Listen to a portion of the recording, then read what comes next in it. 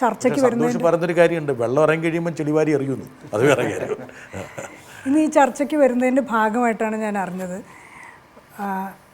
അവിടെ അച്ഛനോ അമ്മയോ നഷ്ടപ്പെട്ട ഒരു കുട്ടിയെ സംബന്ധിച്ചിടത്തോളം 10 ലക്ഷം രൂപയുടെ ഫിക്സഡ് ഡെപ്പോസിറ്റ് ഇട്ട് കഴിഞ്ഞിരിക്കുകയാണ്.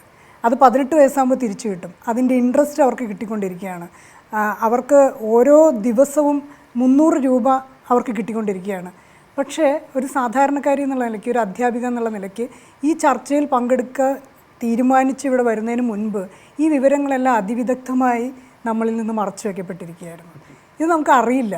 ഈ ചർച്ചയ്ക്ക് വരുന്നതിൻ്റെ ഭാഗമായി മാത്രമാണ് ഈ ഫിക്സഡ് ഡെപ്പോസിറ്റിൻ്റെ കാര്യം, ഈ 300 രൂപയുടെ കാര്യം, അതുപോലെ തന്നെ ഈ കുട്ടികൾക്ക് അവിടുത്തെ സ്ത്രീകൾക്കുള്ള ബാഗ് നിർമ്മാണ യൂണിറ്റിൻ്റെ കാര്യം, ഇതൊക്കെ നമ്മൾ അറിയുന്നത്. അപ്പോൾ എന്തുകൊണ്ടായിരിക്കാം ഇതെല്ലാം വിദഗ്ധമായി നമ്മളിൽ നിന്ന് മറച്ചു വയ്ക്കപ്പെട്ടിരിക്കുന്നത്?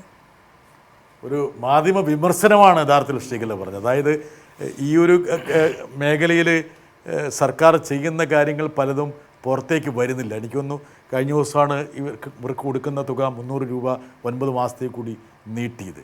കുറേയും കൂടി ഒരു സുതാര്യത നമ്മുടെ മാധ്യമങ്ങൾ കാണിക്കേണ്ടതുണ്ടോ എന്നുള്ളൊരു ചോദ്യമാണ്. മാധ്യമങ്ങളെക്കുറിച്ചുള്ള ചോദ്യം ഞാൻ മുഖ്യമന്ത്രിയോട് ചോദിക്കുന്നതിൽ അതൊരു നിർഭാഗ്യകരമായ അവസ്ഥ. നമ്മുടെ നാടിൻ്റെ ഒരു നല്ല കാര്യങ്ങൾ പ്രൊജക്റ്റ് ചെയ്യാനുള്ള ഒരു വൈമുഖ്യം അത് പലപ്പോഴും കാണുന്നുണ്ട് നമ്മൾ. എന്തോ കാരണവശാൽ എല്ലാ നെഗറ്റീവ് വശങ്ങളും നല്ലതുപോലെ ഉയർത്തിക്കൊണ്ടുവരിക എന്നുള്ള ഒരു നില. അപ്പോൾ നെഗറ്റീവ് വശങ്ങളില്ലെങ്കിൽ പിന്നെ അതിന് പറ്റുന്ന തരത്തിലുള്ള നിർമ്മാണം, നെഗറ്റീവ് നിർമ്മാണം, അതെ അതും നടന്നുകൊണ്ടിരിക്കുന്നു എന്നുള്ളതാണ് നമ്മുടെ നാടിനൊരു പ്രത്യേകതയായിട്ട് കാണുന്നത്.